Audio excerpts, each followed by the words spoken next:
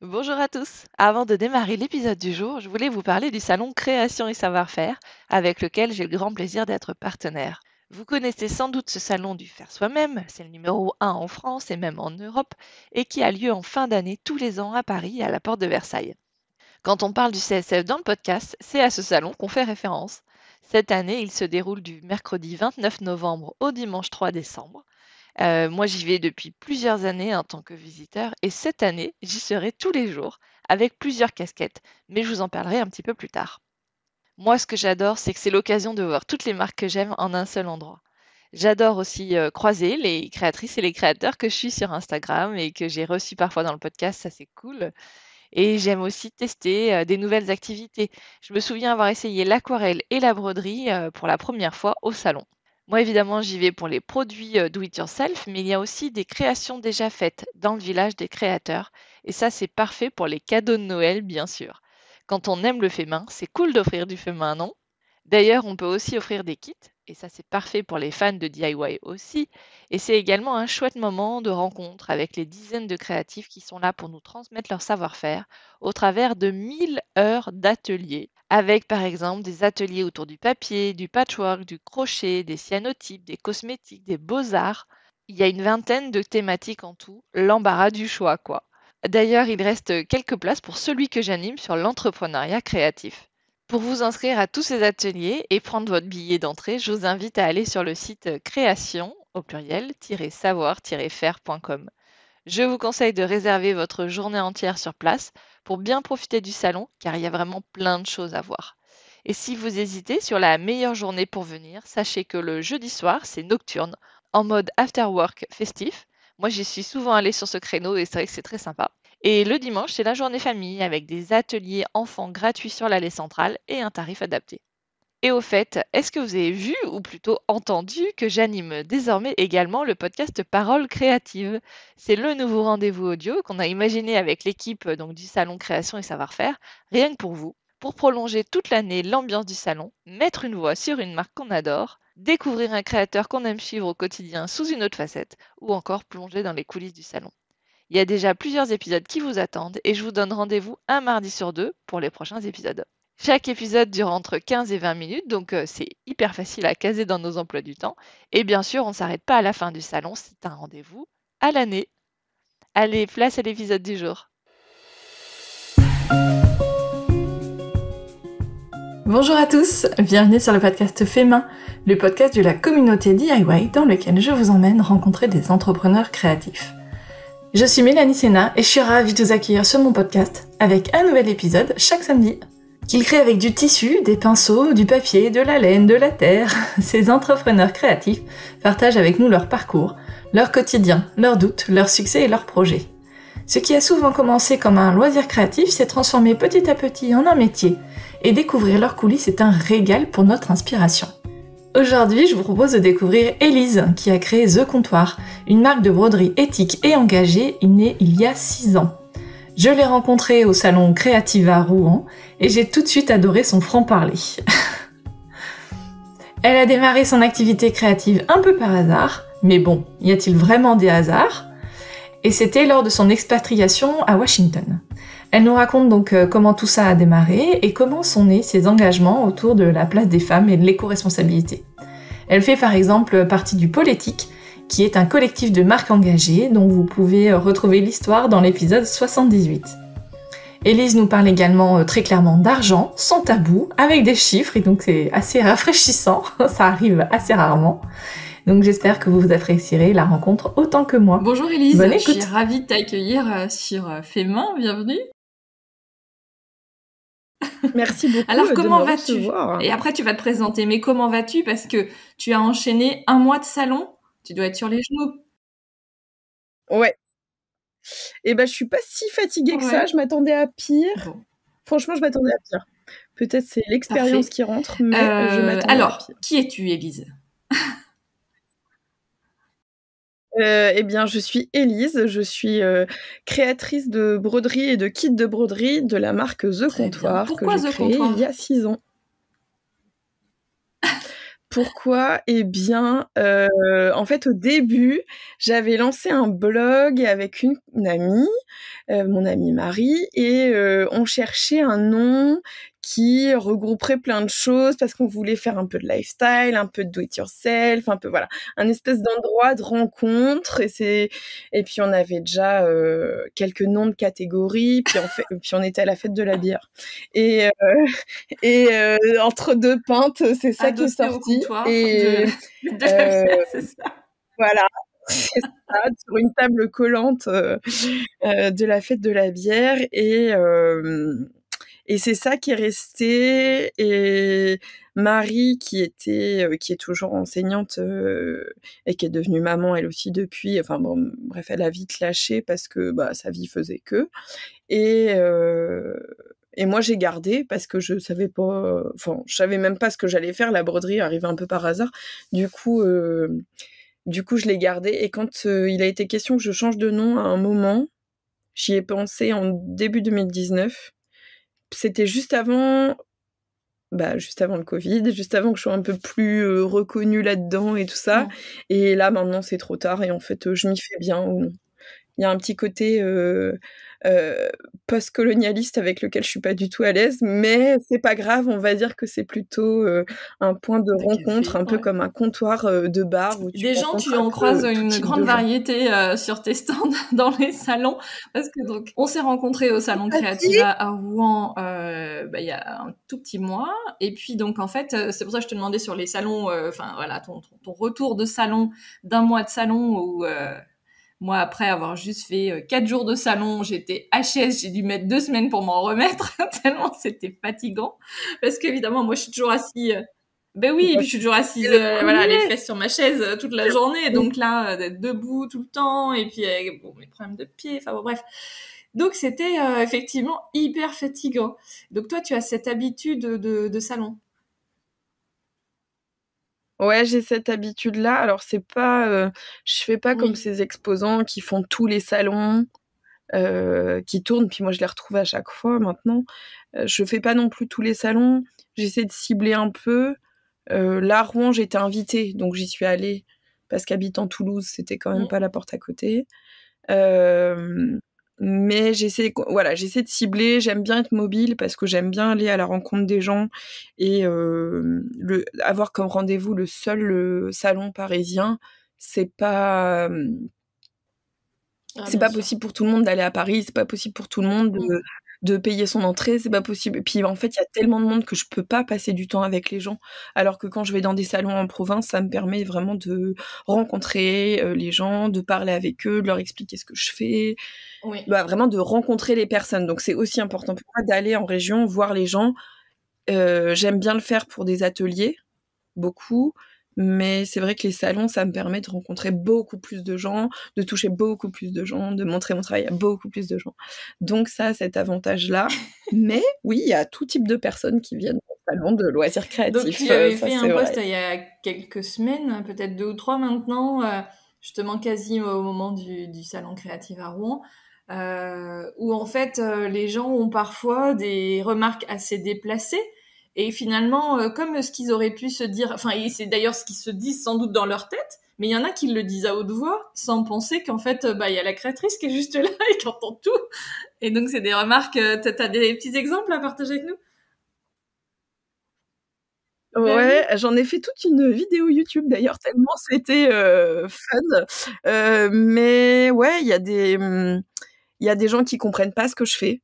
Il y a des gens qui trouvent que les ronds, donc les tambours, au mur, c'est moche et ils le disent comme ça. Il y a des gens qui disent que mes broderies sont moches et ils le disent comme ça.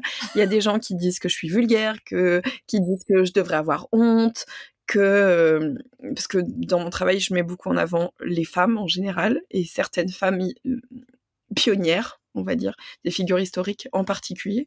Et il y en a qui déplaisent beaucoup aux gens, pas à tout le monde, mais à pas mal de gens qui osent ouvrir leur bouche. Et oui, on m'a déjà dit ah cette personne-là, on devrait la tuer ou qui irait accrocher cette connasse sur son mur. Enfin voilà, des trucs Ah d'une ouais, mais vaut violence. mieux en rire qu'en pleurer, quoi. Et puis il y a les petites phrases. Ouais, c'est ça. Puis il y a les petites phrases qu'on entend tous dès qu'on est indépendant, je pense, on entend tous ça. Ah, mais vous arrivez à en vivre. Et je sais que ça part pas d'un mauvais sentiment. Enfin, les gens qui disent ça, ils s'inquiètent. Enfin, ça part d'un truc gentil. Mais en vrai, quand tu dis ça, c'est sous-entendu. Il y a vraiment des gens qui achètent ça suffisamment pour que vous puissiez en vivre. En fait, c'est un peu ça que ça veut dire. Et ouais, en fait, vous inquiétez pas, même si les créateurs ne roulent pas sur l'or, enfin, s'ils y perdaient de l'argent, en fait, ils arrêteraient, quoi. Donc oui, il y a des questions qui partent d'un bon sentiment, d'autres qui sont juste hyper déplacées, insultantes et violentes. Voilà, il y a un peu de tout. Et puis il y a surtout majoritairement quand même, il faut le dire, des gens adorables. Mais quand on passe la journée à recevoir des choses gentilles, de la bienveillance et tout, et qu'il y a une personne qui finit par nous cracher dessus, bizarrement, on va quand même plus se rappeler de la personne qui nous a craché. Mais c'est sans filtre, c'est des gens qui sont sans filtre, mais de le dire, enfin, je veux dire, il y a un monde entre le penser et le dire à haute voix devant la personne, quoi. Enfin, ça s'appelle de la politesse, de la bienveillance, je vois pas ce que ça... de l'éducation. Je vois vraiment pas ce que ça peut apporter aux gens. Je comprends pas, franchement, à part le fait que peut-être ils se font vraiment chier dans leur vie, je ne vois pas, je ne comprends pas. Mais c'est comme commenter le physique des gens. En fait, je vois pas à quoi ça sert. Ouais, non mais ouais. Alors, du coup, on est rentré dans le vif du sujet des salons, mais donc tu fais de la broderie, donc plutôt effectivement de la broderie engagée. Tu vas broder des petites fleurs, des choses comme ça, mais c'est quand même sur des... Donc, avec... sur des utérus, sur des clitoris, sur des phallus, sur plein de trucs, ouais. Sur des passoires. Ouais, rien à voir. C'est moins engagé. C'est moins engagé, la passoire. Sur des passoires. C'est pas moins engagé que ça, parce que c'est aussi sur la charge mentale, et donc ça rejoint quand même un certain engagement. Et la charge de la cuisine qui incombe aux femmes par défaut. Voilà. Et j'ai une passoire notamment sur laquelle il y a écrit « Laisse, tu feras la vaisselle plus tard ». Donc oui, oui, je ne fais pas fi de mes positionnements dans la broderie, qui est un très bon vecteur d'expression. Ouais. Et alors, comment ça t'est venu ? Parce que donc là, ça fait 6 ans que tu travailles, que tu as développé The Comptoir. Qu'est-ce que tu faisais avant ? Avant, j'ai fait des études. Donc, j'ai fait les Beaux-Arts et j'ai fait les Arts déco de Strasbourg. J'étais en scénographie et j'avais une tendresse particulière pour l'éclairagisme. Donc, c'était ça. Je venais de là. Donc, j'ai passé mon diplôme en 2014. En 2015, j'ai travaillé un peu. Je faisais des stages, je faisais des boulots alimentaires. Je travaillais dans l'école de laquelle je sortais avec mon diplôme. Voilà, je bricolais un peu tout ça parce que fin 2015, on est parti s'installer aux États-Unis. Et je savais que cette année de transition, il fallait que je m'occupe le temps que mon mec finisse sa thèse. Donc, pas et qu'on commencer puisse quelque chose de... Voilà, pas t'investir dans un boulot... ok. Non, et puis en arrivant aux États-Unis, je savais très bien que je voulais pas continuer dans mon domaine scolaire, puisque même si j'aimais bien ça, clairement, j'étais pas faite pour ça, quoi. Enfin, aujourd'hui, je vois mes potes de promo qui, eux, étaient bien plus doués que moi et qui galèrent toujours ou qui s'épanouissent beaucoup, mais ça demande une énergie dingue et je vois comment ils sont et je me dis déjà, eux qui étaient si doués, comme c'est pas facile, franchement, mais j'ai vraiment bien fait d'arrêter, quoi. Et en arrivant aux États-Unis, j'ai cherché ce que j'avais envie de faire, je cherchais. En fait, je cherchais, ça a mis un peu. Dans un premier temps, non, mais par la suite, j'ai pris un visa de travail. Enfin, mon visa me permettait de travailler, il fallait juste que j'achète, puisque aux États-Unis tout s'achète, que j'achète un permis de travail. Mais j'avais mon visa m'autorisait en tout cas à faire la demande de permis de travail. Qui, pour la culture générale, vous saurez, au moins à l'époque, ça coûtait $400. Il faut avoir le droit de travailler, c'est dingue. Voilà. Ouais, ok. Voilà. Et je bloguais beaucoup. comme on avait ce blog et que j'étais un peu toute seule à m'en occuper, en fait, je bloguais beaucoup. Donc, je faisais des recettes, je parlais des États-Unis, des villes que je visitais, je parlais de couture beaucoup parce que je cousais beaucoup. Voilà. Donc, j'avais développé un peu ces trucs-là et mes comptes Instagram à l'époque me servaient à promouvoir ça. Et Trump a été élu. Oui. Et mon Sérieux fils est né ce jour-là à Washington. Ouais, mon fils est né le 8 novembre 2016, jour de l'élection de Donald Trump. Oui, Donc, tu c'était une m'étonnes. journée très étrange, n'est-ce pas? Et donc, je suis devenue maman, ce que je souhaitais, mais je voulais être très présente pour mon bébé, parce que de toute façon, je n'avais pas d'autre choix, puisque Ça aux coûte États-Unis, faire garder quoi, hein? son gosse, ben, ça coûte, Ah ouais. ça peut coûter 2000 balles par mois, quoi. Donc, quand tu vis à 3 sur un seul salaire, Mmh. 2000 balles, c'est vraiment beaucoup d'argent. Et Ouais. les loyers sont très chers. Tout est très, très cher aux États-Unis, mais les Ouais. prix sont quand même un peu plus hauts aussi. Donc, bon, l'un dans l'autre, ça s'équilibre. Mais bref, à l'époque, je pouvais pas. Et Oui, pendant mon congé, Ouais. mon congé, non, pas du tout, pendant ma grossesse, parce que j'avais pas travaillé, j'avais pas de congé. Puis j'étais aux États-Unis, il y a pas de congé aux États-Unis, donc comme ça. Je me suis mise à broder parce que je devenais trop enceinte Ah oui. pour tenir derrière ma machine à coudre. Donc je me suis mise à broder comme ça un peu par curiosité parce que je voyais les vidéos sur Instagram qui n'étaient pas des réels à l'époque, c'était juste des vidéos. Et je suis tombée dedans un peu comme ça. Et un jour, j'ai ouvert la porte d'une boutique éphémère à Washington qui s'appelait Femme Fatale. Et c'était que des entrepreneuses qui entreprenaient par les femmes pour les femmes. C'était le déclic. Et toutes ces nanas-là avaient lâché leur boulot hyper bien payé et tout pour Ah créer ouais. contre Trump. C'était vraiment, tout était très politique, tout était, il y avait pas de demi-mesure.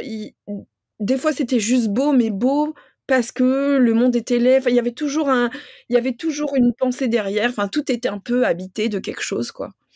Et aux États-Unis, quand t'es étranger, contrairement à d'autres pays, on ne te stigmatise pas pour ça. D'autant plus quand tu es blanche.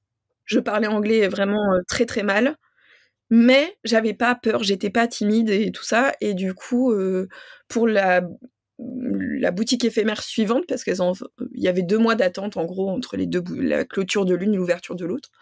La nana qui était en charge m'a dit on cherche quelqu'un qui a un peu de temps, qui est un peu dispo pour gérer une des sections, parce qu'on était divisées toutes les créatrices en sections. Ouais. Section bijoux, section céramique, voilà. Et moi, j'étais en charge de la D'accord. section gift shop. Donc, tout ce qu'on n'arrivait pas à caser ailleurs.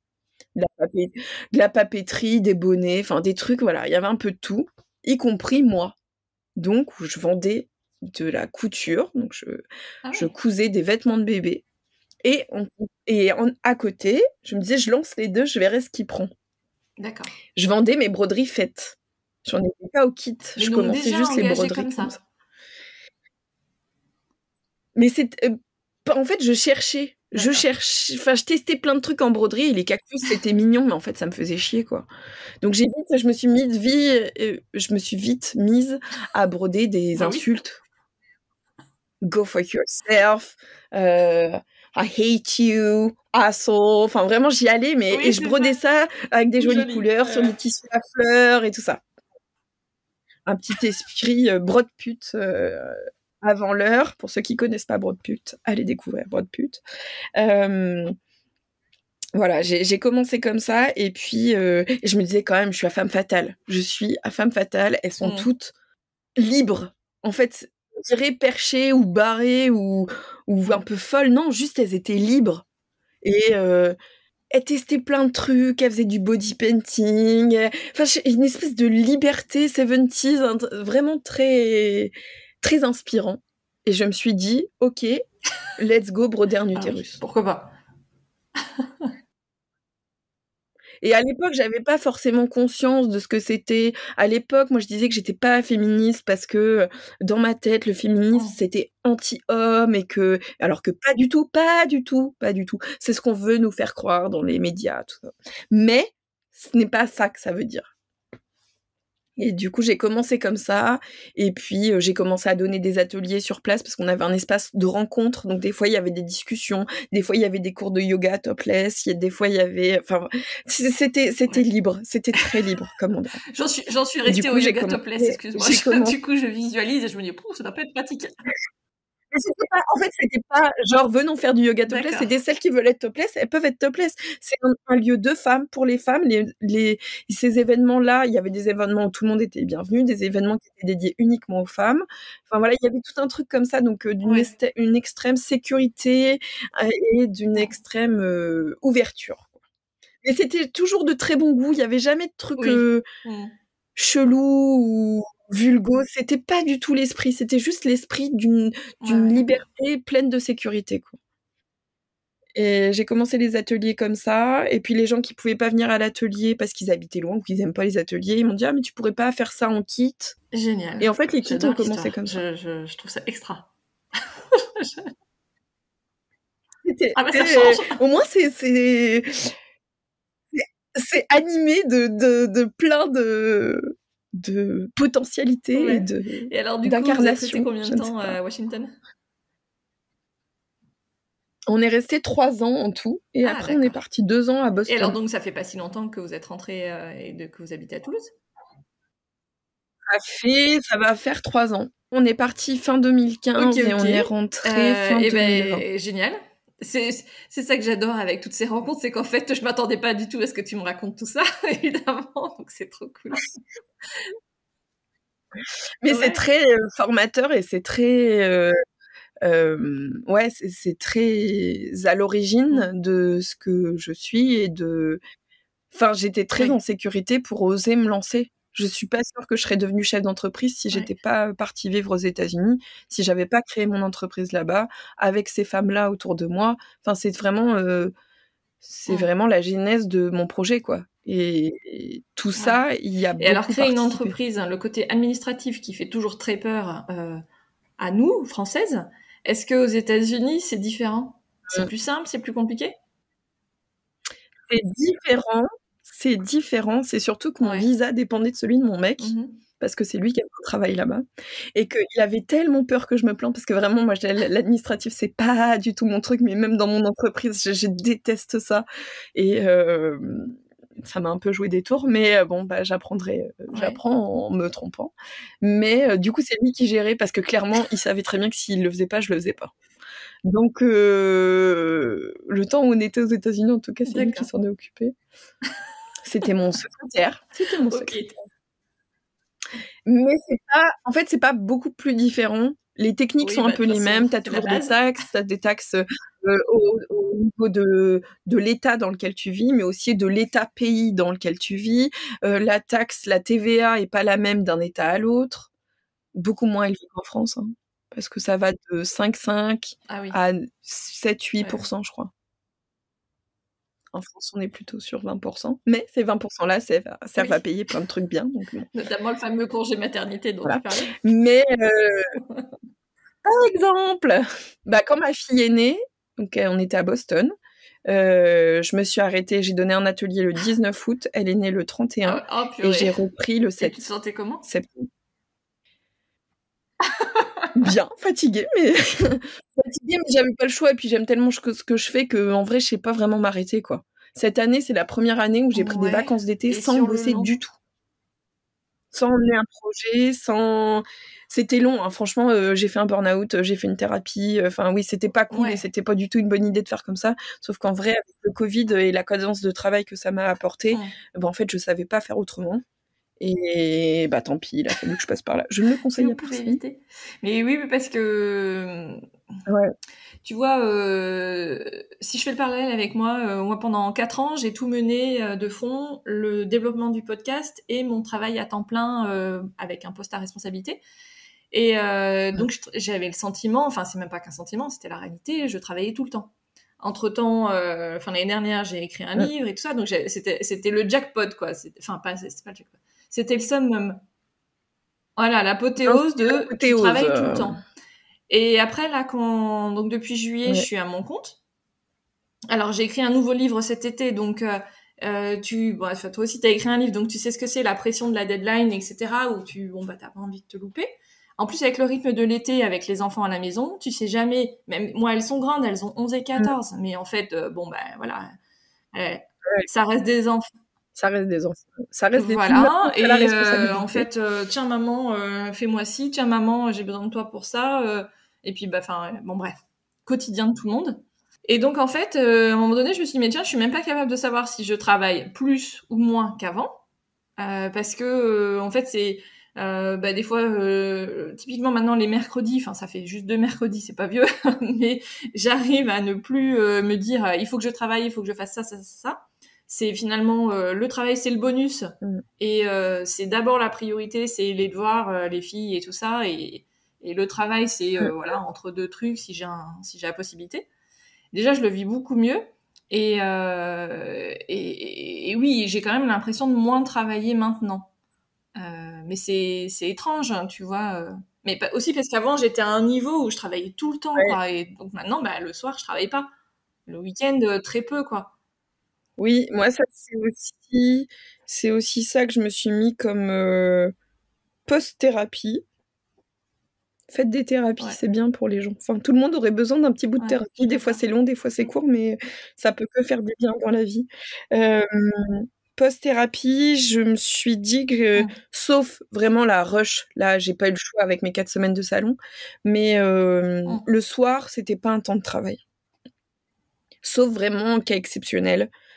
Parce que même pour la famille, même pour le couple, même pour soi-même, pour plein de raisons, bosser le soir, c'est-à-dire qu'on a même plus de soupape, quoi.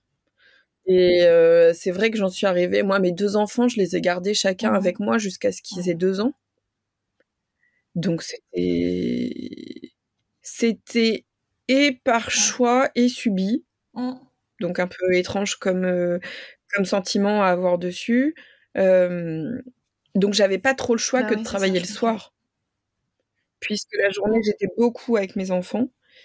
Et ça, quand ma fille, elle a été mise à la MAM à temps plein, j'ai pu vraiment apprécier le fait de ne plus être tiraillée constamment. Et puis j'ai embauché un peu jusqu'à ce que je déménage là à Toulouse. J'ai embauché depuis début 2021 en fait. Donc ça faisait 2 ans que j'avais quelqu'un qui travaillait pour moi. Qui m'aidait pour le conditionnement, le montage d'équipe, la préparation de commandes, ce genre de choses. Donc, il y avait Marie avec qui j'ai créé le blog, qui s'est retrouvée à un moment sans travail, parce qu'avoir des mutations dans l'éducation nationale, c'est pas toujours facile. Et donc Marie est venue travailler 6 mois avec moi, puis c'est Mathilde Mathilde d'Atelier Sherwood qui est venue prendre le relais et voilà, m'aider toutes les deux l'une puis l'autre à m'alléger en tout cas toutes les tâches très rébarbatives, très longues, mais essentielles dans le développement de mon entreprise. D'avoir embauché, ça m'a mis des fois en insécurité financière pour l'entreprise, mais ça m'a mis en grande sécurité de santé. De santé mentale et de santé physique. Et apprendre à déléguer quand on a une entreprise, c'est quand même très important. Mais ce qui pourrait paraître... tu vois, dans des petites entreprises comme les nôtres, finalement, c'est un vrai choix de savoir si tu as envie de travailler seul ou si ton projet, ça peut être à terme, d'être accompagné, de travailler avec des personnes. Et après, salarié ou en freelance. Mais tu vois, moi, par exemple, aujourd'hui, je suis toute seule et j'ai envie de rester toute seule. Parce que ces dernières années, j'étais donc directrice avec une équipe. Et même si c'était pas une équipe de 15 personnes, on était allé au max 6 avec les stagiaires, tout ça. 6-7. En fait, c'est quand même lourd à gérer, animer une équipe. Et en plus, moi, j'ai vraiment eu aucune difficulté. Mais si en plus, tu as des difficultés managériales ou des difficultés d'entreprise et tout, c'est oui, ça peut lourd, être très quoi. compliqué. Ça rajoute une autre charge. Ça rajoute une autre charge à celle de déjà devoir gérer une entreprise. Faut savoir, tu vois, par exemple, je serais à ta place, Oui. je pourrais pas déléguer le montage. Parce que le montage d'un podcast, ça fait partie de l'identité même du podcast. Après, faut aussi savoir ce que tu es prêt à déléguer. Moi, j'arriverais pas à déléguer les réseaux sociaux, par exemple. Ni la direction artistique. J'aime trop ça. C'est toi, ça. Ah bah non, clairement pas. Donc, en fait, à part le conditionnement, il reste plus grand-chose, quoi. Donc, mais même là, ouais, l'administratif. Parce que là, comptable. T'es pas en micro-entreprise maintenant, t'es déjà pas. Non. D'accord. Non, je suis en entreprise individuelle. Oui. Qui est un peu à cheval entre la société et l'auto-entreprise. Voilà, ça reste une branche. Le beurre et l'argent du beurre, là, c'est un peu ça quand même. Mais il faut dépasser un certain palier de gains. Parce que la micro-entreprise de l'un à l'autre. Enfin, une branche, entre guillemets, de l'entreprise individuelle. Quand on est en micro-entreprise, on est en entreprise individuelle, en réalité. Voilà, c'est ça. C'est pour ça qu'on nous demande de mettre EI dans nos factures, dans nos devis.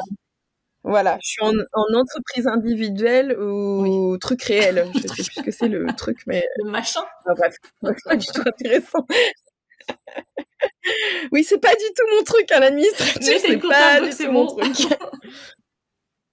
Oui, donc c'est bon. Ma comptable et mon expert comptable font très bien le travail pour lequel je les paye. Ouais. Bon, c'est mieux. Donc, parcours effectivement assez,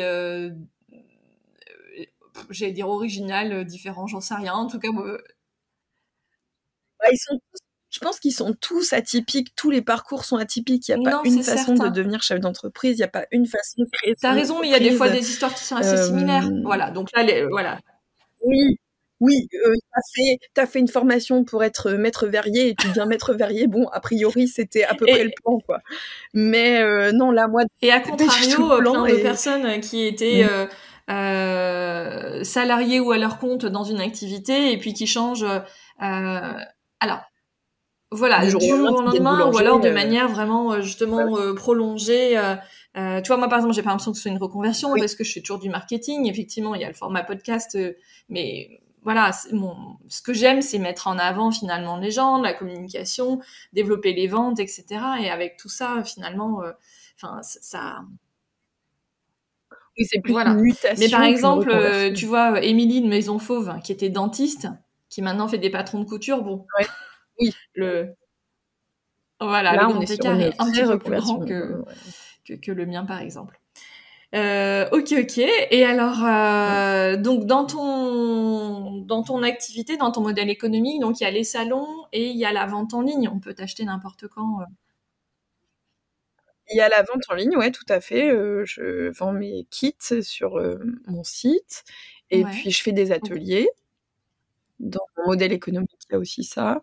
Et puis, je vends aussi mes créations originales. Et comment ça se répartit, tout ça ? Parce que, typiquement, tu vois, les créations originales, je me dis, si t'es bien connu dans le domaine du loisir créatif, finalement, les créations originales, tu dois pas beaucoup en vendre.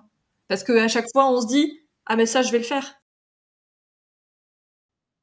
Il y en a plein qui sont pas disponibles en kit. En fait, ce que je vends, c'est vraiment ma créa de contenu, par exemple, pour Instagram. C'est vraiment des pièces uniques qui sont pas dispo, à moins de trouver la même photo sur Internet, et vous inquiétez pas qu'il y en a plein qui y arrivent, et de recopier exactement ce que j'ai fait. Ma création reste ma création. Donc, jusqu'alors, aux États-Unis, je vendais très bien mes pièces uniques.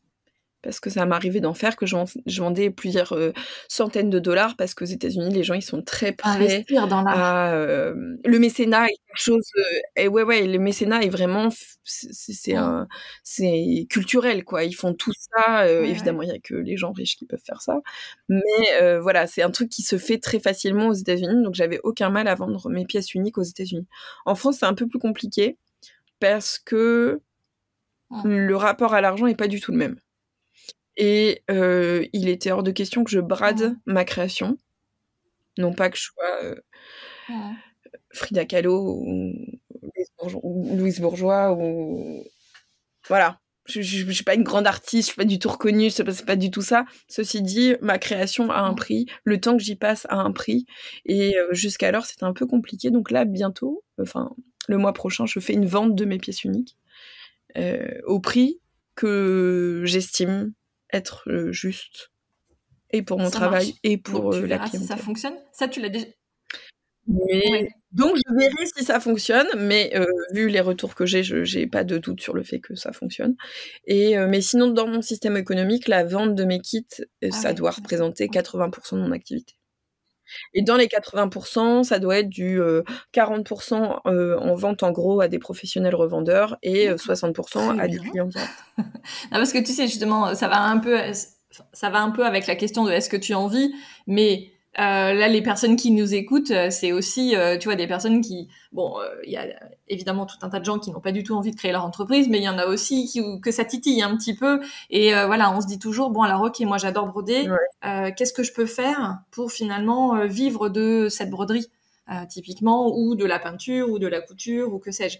Et donc voilà, il y a quand même un éventail de possibilités qui est intéressant. Ouais. Il y a un éventail, sachant que tout le monde est... Je pense pas qu'on soit tous disposés à être chef d'entreprise, et c'est ni bien ni mal, c'est un fait. On n'a pas tous forcément la hargne que ça demande, l'engagement, je travaille 50 heures par semaine et j'aime ce que je fais, et en même temps tous les jours à 16h je suis là pour aller chercher mes gosses à l'école. Enfin, je suis très dédiée à tout ça et je ne m'oublie pas dans le lot, parce qu'en fait j'aime tellement ce que je fais que j'ai pas besoin à côté d'une activité autre pour me retrouver moi, parce que toute la journée en fait je ne fais que la passer avec moi dans un temps de qualité, parce que j'adore ce que je fais. Et je trouve que il y a des gens qui vont monter, qui vont avoir un mi-temps à côté pour au moins se sécuriser, parce que eux, leur personnalité fait qu'ils ont besoin de se sécuriser là-dedans, et c'est complètement ok si ça marche pour eux et que ça ne vampirise pas toute leur énergie qu'ils pourraient mettre dans la création de leur entreprise. Si leur équilibre est bon là-dedans, alors c'est ok. Mais honnêtement, j'ai vu très peu de gens réussir à faire ça. Ouais, sur le long terme, soit t'arrêtes l'un, soit t'arrêtes l'autre. Quelque part, c'est tant mieux aussi si tu arrêtes ton boulot alimentaire pour te dédier complètement à ton entreprise. C'est vraiment chouette aussi si tu t'épanouis bien là-dedans. C'est génial. Peut ne pas être complètement alimentaire. Tu vois, il y a encore des gens qui aiment ce qu'ils font, quoi. Non. Ouais, bien sûr, et tant mieux. Et du coup, avoir un petit à côté. Il y a beaucoup de personnes qui font du crochet avec qui j'échange, qui adorent crocheter, mais elles en ont marre d'avoir 15 poupées crochetées à la maison, quoi. Donc elles se mettent à vendre un peu leur production, sauf qu'elles les vendent à des prix dérisoires parce qu'elles font pas ça pour vendre, parce que elles disent tant qu'à faire, autant que ça me rembourse la laine. Sauf que du coup, ça fait de l'ombre à celles qui veulent en vivre complètement. Enfin, il y a tout un truc comme ça à penser de juste prix. Savoir se donner un prix, c'est hyper dur. Et se comparer à ce que font les autres, c'est pas une mauvaise idée. Pour ça, au moins savoir se jauger. Souvent les prix, alors évidemment sur une boutique en ligne, les prix sont affichés, mais tu vois sur Insta et tout, tu vois jamais traîner un prix en fait. Ouais, mais... Et personne parle jamais d'argent. Moi, il y a plein d'exposants à qui je donne mes chiffres, parce que moi, je suis ok de parler de ça, et je pense que les États-Unis ont beaucoup aidé avec ça, parler d'argent. Mais pour se situer, en fait, c'est aussi important de savoir combien les autres font. Et quand tu payes un stand d'un salon, on va dire, c'est en gros 1200, 1300... Pour quelle surface ? Ouais, 1300 €, on va dire, TTC. Pour un 6 mètres carrés. On va dire c'est à peu près ça, le truc un peu... Paris, c'est pas du tout ces prix-là. On va dire hors Paris, voilà ce que ça coûte à peu près. Il y a des salons plus chers, d'autres moins chers, mais en gros, le prix moyen, c'est ça. Faut rajouter à ça l'essence, les péages, la bouffe et l'hébergement. Donc, on peut tomber, suivant où on va, évidemment, on va dire, tout ça, ça peut représenter 2000 €. Ouais, facile. Sur un salon où je dépense, on va dire, 2000 €, je vais en gagner 5000. Ton chiffre et on se dit, ton chiffre d'affaires, c'est... Non, ta marge, c'est... Mon chiffre d'affaires... Non, mon chiffre d'affaires sur un salon, ça peut... on va dire, en moyenne, pareil, hors Paris, ça va être 5000. 5000 TTC. Donc, de ces 5000, on retranche les 2000. Déjà 3000. On se dit, bah ouais, mais ok, 3000 balles en 4 jours, c'est quand même pas mal. Qui gagne 3000 balles en 4 jours ? Ok, bon, après, t'enlèves tout ce que te coûte le matériel que t'as vendu. Les taxes ? Et à la fin, les impôts, l'URSSAF, enfin, t'as toutes ces charges-là. Bon, à la fin, il te reste pas 3000 balles. Hein. Mais pour les gens qui se posent la question, et je pense, et je peux pas dire ce que gagnent les autres parce qu'en fait je ne le sais pas puisque les chiffres sortent vraiment très peu et les gens sont très frileux à donner et ils ont sûrement raison parce que il y a des gens malveillants partout malheureusement et par autoprotection en tout cas c'est des informations qui sortent très peu. Et puis il y a des gens qui ont un coût de revient beaucoup plus cher, beaucoup moins cher, donc ça veut pas dire grand chose quoi. Quelqu'un qui va gagner 30 000 € sur un salon mais qui en dépense 25, finalement, en termes de pourcentage, il va gagner moins que moi, quoi. Donc, les chiffres sont à prendre, comme partout, tout le temps, dans les sondages, dans tout ça, avec des pincettes, avec un contexte, avec tout ça. Mais les chiffres peuvent aussi être intéressants. Effectivement, c'est rarement le cas. Tu vois, et moi-même, dans le podcast, j'ai pas envie de demander et de mettre mal à l'aise la personne en disant bon alors tu gagnes combien. Tu vois, parce que non mais c'est intéressant. Moi je peux le dire, tu vois, ça fait 2 ans que je me verse entre ce que je me verse et ce que paye l'entreprise qui en fait va aussi sur ma vie personnelle, genre l'internet de la maison, comme je travaille chez moi et que moi à la maison j'ai tout le temps besoin d'internet, c'est l'entreprise qui paye la box, c'est l'entreprise qui paye mon portable, l'entreprise paye un bout du loyer du logement à notre foyer fiscal, enfin voilà, tout mis bout à bout, par mois je touche un SMIC depuis 2 ans, c'est ça. Et donc je trouve que je suis plutôt bien lotie parce que je sais qu'il y a plein de créateurs et de créatrices qui gagnent pas du tout ça. Et en même temps, il y a plein de créateurs et de créatrices qui disent « Ah non, mais moi, en dessous de 2000 balles, ça ne vaut pas le coup, je ne veux pas m'imposer ça. » Et c'est OK. Oui, et ça comme dépend tu dis, ça dépend aussi du reste. Tu vois, je pense aux parents solo. Bah, c'est... Ah bah oui, tu vis pas avec un SMIC tout seul avec 3 gosses, admettons, c'est Et le compliqué, risque quoi. est compliqué. Moi, je peux faire ça. Bah oui, moi je déménage tous les 2 ans parce que mon mec change de boulot tous les 2 ans parce qu'il a pas le choix, parce que dans la recherche scientifique, bah, en fait, c'est la merde. Donc on déménage comme ça, sauf que du coup, je fais ce que je veux parce que je suis mon propre patron, mon entreprise se déménage très bien et c'est l'équilibre qu'on a trouvé, quoi. Et puis on n'est pas très dépensier. Ouais, non, mais c'est sûr. C'est pour ça que quand il y a ça arrive moins maintenant, mais il y a eu des périodes où on me demandait en message privé sur Instagram, tu vois, est-ce qu'ils en vivent, mais en réalité, c'est tellement propre à chacun. Comme tu dis, moi un SMIC, ça va pas m'aller, alors que toi, oui. Enfin, je dis moi et toi, mais tu vois. Donc, oui. En fait, oui, bien sûr, bah oui. Ouais. C'est très personnel. Donc, ne serait-ce que l'entreprise ne me coûte pas d'argent, ne me met pas en insécurité financière, s'auto-gère un peu toute seule financièrement, bah en fait, au début, je considérais déjà que ça, c'était en vivre. Donc, ça dépend vraiment c'est clair. de où on met la barre. Il y a des gens qui vont prendre des prêts pour tout de suite investir beaucoup, pour pouvoir s'assurer tant de salaire par mois pendant tant de temps et tout ça. Alors que moi, j'ai jamais fait de prêt. Au début, je dépensais 30 balles, c'était un peu la fin du monde. Et puis petit à petit, et puis des fois, je paye des salons 3000 €. Et puis en fait, ça part, quoi. Ouais. Non, mais c'est hyper intéressant. Et c'est vrai qu'il y a toujours ce tabou autour de l'argent parce que comme tu dis... Surtout chez les femmes. Ouais. Surtout chez les femmes. Ça, c'est un... Ah bah alors là, je peux te dire, pour en avoir parlé avec des exposants mecs et des nanas, les nanas, elles ont vraiment du mal à parler d'argent. Mais sans lâcher les prix, même parler d'argent, c'est très compliqué. Bon, faut qu'on se bouge un peu. Oui, bien pas sûr. toutes, c'est une généralité, mais en tout cas, j'ai remarqué que c'est un sujet plus difficile à aborder avec des femmes. En tout cas, merci de ta transparence. Je trouve ça hyper intéressant. Parce qu'effectivement, il y a toujours, il y a toujours ces sujets délicats. Et en tout cas, pour moi, la conclusion, c'est surtout poser des chiffres, quoi. Si vous avez envie de vous lancer, que vous voulez réfléchir, bah, vous prenez un fichier Excel et vous commencez à poser justement qu'est-ce qui est important pour vous en termes de dépenses, important.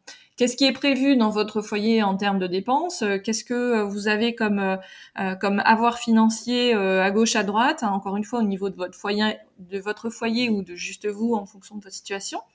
Et puis voilà. Après. Jusqu'où vous acceptez de prendre des risques. Ouais. C'est Si tu estimes que moi, c'est arrivé qu'1 ou 2 mois, notamment les mois d'août, il est arrivé qu'une fois, je saute de me payer au mois d'août, mais que ce soit rattrapé, par exemple, au mois de novembre. Et ça, moi, je suis OK de faire ça parce que je sais que je vais me rattraper derrière. Mais il y a des gens qui vont pas du tout pouvoir ou vouloir faire ça, donc c'est bien aussi de mettre des limites tout de suite avant de se lancer, sauf qu'il y a des fois, il y a des choses dont on n'a pas conscience avant de se lancer. Et après, enfin, pour moi, il faut aussi être au clair avec son conjoint, avec la personne qui partage notre vie. Voilà, parce que potentiellement, si c'est pour te prendre une remarque, parce qu'au mois d'août, tu te payes pas, tu vois. Oui, non, ça c'est difficile d'être chef d'entreprise quand c'est pas soutenu dans la famille. Ouais. Donc ça, c'est la partie un peu charge, les avoirs, et puis après, voir très concrètement. Et moi, c'est vraiment le meilleur conseil, je trouve, c'est de mettre des chiffres, de poser des chiffres, parce que tu vois, c'est voilà. Encore une fois, en vivre, qu'est-ce que ça veut dire vraiment pour vous? Et donc, voilà, je vais vendre ça, ça peut me rapporter ça.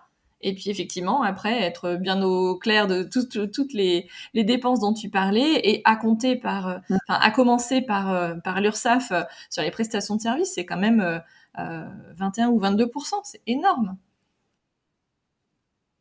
C'est énorme. Ma première année d'activité en France, c'était 2021, et j'ai eu ma régularisation URSSAF en novembre 2022. Et il a fallu que je paye 13 000 €. Heureusement que je les avais mis de côté. Mais il faut savoir ces choses-là. Enfin, vraiment, il faut. Si on ne nous le dit pas, on ne peut pas le savoir. Il y a un super bouquin qui existe. Et voilà. Mais achetez-le, ce livre. C'est comme le livre, par exemple, tiens, je ne sais pas si c'est un sujet que tu as déjà abordé, comment on est payé quand on fait un livre? Eh ben, on n'est pas vraiment très bien payé, parce qu'on est payé 7%, enfin après ça dépend, ça c'est négocié avec l'édition, la maison d'édition. Moi par exemple, sur un livre à 25 €, en tant qu'autrice, je touche 7% par livre, ce qui représente 1,75 €. Et quand c'est moi-même qui le revends, je touche en plus 33% de la part revendeur. Ouais. Alors, voilà, donc vous saurez quand vous achetez un livre sur Amazon, vous savez à qui vous donnez ces 33%. Comme tu disais, légèrement différent. Ça dépend des maisons d'édition, bien sûr, mais en tout cas pour moi, et puis c'est pareil, quand le livre est réédité, on peut toucher plus de pourcentage. Enfin, et puisqu'on touche au rendu du manuscrit, ce n'est pas de l'argent qu'on nous donne, c'est la maison d'édition qui nous prépaye les 7% qu'on va finir par toucher. Donc moi, je ne commencerai à retoucher de l'argent qu'au-delà de, je sais plus, 1500. Alors, j'ai fait un épisode tout récemment avec Créapassion, ma maison d'édition, et donc mon éditrice est la responsable communication. Donc, je ne me souviens plus si on a vraiment parlé de chiffres, mais du coup, parlons-en. En tout cas, tout ce process d'avaloir, tout ça, on en avait parlé. 7%, je trouve c'est hyper, c'était plutôt dans le panier haut des droits d'auteur. Moi, ma maison d'édition, après ça dépend des maisons d'édition, ça dépend de leurs moyens, ça dépend de leur politique interne et tout ça. Aux éditions La Plage, en tout cas, le travail d'auteur est, je trouve, pour en avoir parlé avec plusieurs auteurs et autrices, très valorisé. C'est pas le cas partout, et je parle pas que de mon cas. Moi, j'ai déjà entendu plein de fois des autrices. Oui, 7%. J'ai déjà entendu plein de fois des autrices me dire qu'elles avaient même pas d'avaloir tout court. Et là, je me dis, mais attends, tu bosses gratos. Ah oui, mais non, mais c'est pour plus tard. Ouais, mais pour moi... Écrire un livre, c'est d'abord pour la reconnaissance personnelle, son bonheur personnel. La conclusion, c'est forcément celle-ci. Oui, voilà, il faut pas se dire qu'on va gagner de l'argent, mais ça, tu vois, typiquement, par contre, c'est quelque chose qui était assez clair aussi avec les éditeurs. Enfin, j'avais fait un épisode aussi avec Mélanie Jean. C'était dans les épisodes 20 et quelques, qui étaient chez Mango à l'époque.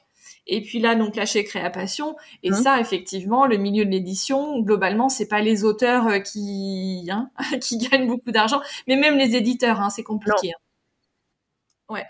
Oui, mais même les éditeurs, je pense que les livres qui marchent bien, d'ailleurs, je vous conseille la BD Ma vie d'artiste de Mademoiselle Caroline, qui parle justement de tout ça. Et elle explique bien ça, que les livres qui marchent bien servent à payer les livres qui ne vont pas marcher. Donc les maisons d'édition, ils sont pas non plus à se remplir les poches. Oui, c'est ça. En fait, c'est tout le secteur quand même qui est qui est compliqué, complexe, je sais pas. C'est vrai, c'est à se demander en fait qui gagne de l'argent. Ou est-ce que c'est justement parce qu'il y a plein d'acteurs différents dans toute la chaîne du livre finalement. Est-ce que c'est ça qui fait que chacun gagne finalement pas grand-chose? Ouais, c'est Bon. possible. C'est possible. Et après, l'autrice ne prend le risque que de perdre Ouais. du temps, finalement. Là où la maison d'édition Ouais, carrément. prend le risque de perdre de l'argent. Donc c'est pour ça que des fois, quand on est sûr de son Mm. coup, vaut mieux s'auto-éditer. Mais franchement, bon courage parce que le Oui, boulot que ça oui, parce annule, qu'après moi il y a j'aimerais toute la pas, hein. diffusion qui est quand même. Enfin, tu vois, moi je suis quand même hyper fière de voir que mon Oui. bouquin il est à Cultura ou à la Fnac, quoi. Donc. Ouais, pareil, pareil. Non, c'est sûr, hein, ça c'est clair. Dans les bibliothèques, mon livre arrive en bibliothèque Ouais. municipale, alors ça fait vraiment drôle, hein. Et c'est ce que je disais avec d'autres copines autrices, j'ai trop peur d'aller sur Vinted et de Ah bah en trouver mon même livre temps, sur non, Vinted. Ouais, c'est Non, mais chouette. il vivra une deuxième vie, c'est très bien pour lui. Ouais, Je crois que ça me fera un peu quelque ouais, chose bon, quand ouais. même. Bah, faut pas les regarder. Tu sauras pas. Non, du coup, je vais pas regarder. Si vous trouvez mon livre sur Vinted, ne me Par le contre, dites si vous pas. le trouvez en rayon, dites-le nous. Par contre, dites-le, ouais, carrément, achetez nos Et donc, livres. alors, ça reste une bonne expérience pour toi. Mis à part le côté argent, oui, hein, encore une fois, hein, on fait pas ça pour l'argent. Ça a été... Oui, Mais oui. l'argent, je le savais. Écrire un livre, truc de dingue. Non, mais un truc de dingue. On te dit, tu vas écrire un livre. Non, mais qui s'imagine ça? À part les gens qui ont ça comme but de vie, mais moi, jamais j'aurais pensé écrire un livre. Donc rien que pour ça, mais le bonheur de ouf de cette expérience. Après, un livre, c'est tellement d'engagement de soi, tellement de travail. Et pareil, j'ai fait mon rendu l'an dernier au mois de novembre. Donc autant te dire que moi j'étais en salon la semaine où j'ai rendu mon manuscrit, il manquait des photos, il manquait des trucs, enfin c'est moi qui ai fait toutes les photos, toutes les prises de vue, c'est moi qui ai tout fait, tous les textes, j'ai tout écrit. Et pareil, ma maison d'édition m'a demandé d'écrire un espèce de petit essai féministe pour le début de mon livre et non mais je n'ai jamais écrit.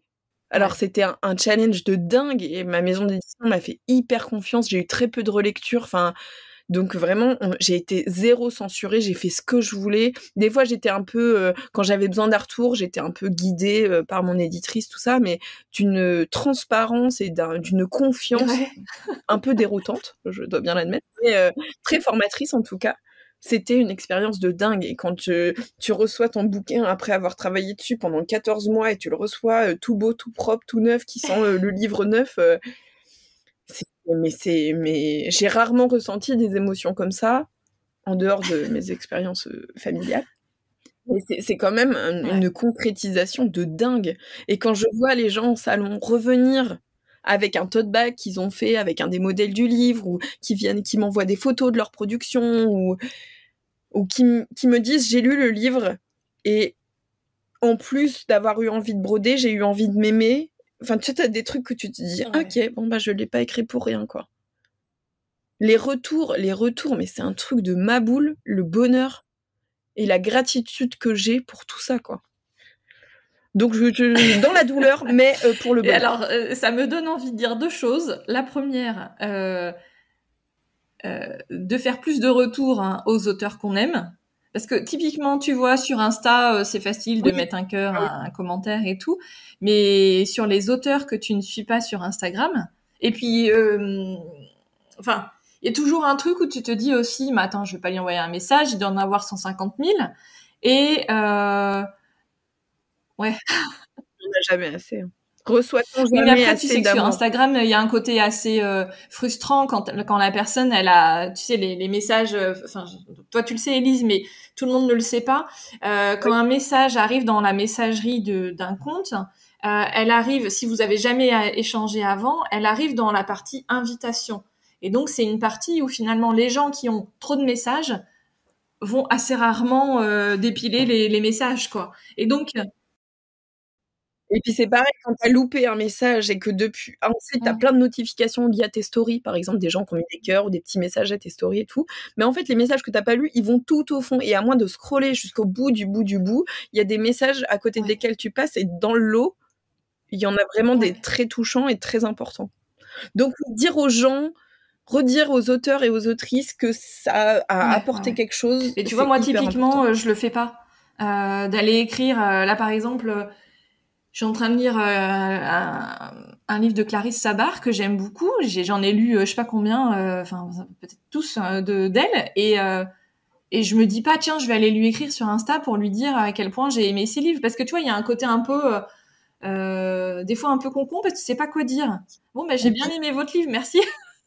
Ouais, mais la personne en face, moi, on me dit des trucs des fois et je suis là, bah, franchement, à part dire que ça m'émeut beaucoup, que ça me touche beaucoup, je ne sais pas quoi dire d'autre. Merci pour ce message. Oui, mais en fait, on se sent un peu con de l'autre côté aussi, sauf qu'on le reçoit quand même, quoi. Donc, dire j'ai aimé et que l'autre en face dise merci beaucoup. Mais en fait, des fois, la simplicité est suffisante aussi. Des fois, sur Insta aussi, en commentaire, tu sais pas bien, t'es pas très inspiré et tout, et en fait, tu sais pas quoi répondre, ou il y a pas le bon emoji, tu sais, pour, toi, si par exemple, c'est un truc un peu triste ou un peu émouvant et tout, tu sais, enfin, des fois, tu te retrouves un peu idiot par rapport au message, que t'as envie de montrer que t'es là et que tu soutiens et tout ça, mais tu sais pas bien quoi écrire non plus, donc bon, des cœurs, ça marche pas, ça marche toujours. Non. Ouais, la simplicité. Et alors, l'autre truc, c'est que t'as dit 14 mois. T'as vraiment écrit le livre pendant 14 mois? Ouais. Oh putain, c'est moi, j'ai bossé dessus pendant 14 mois.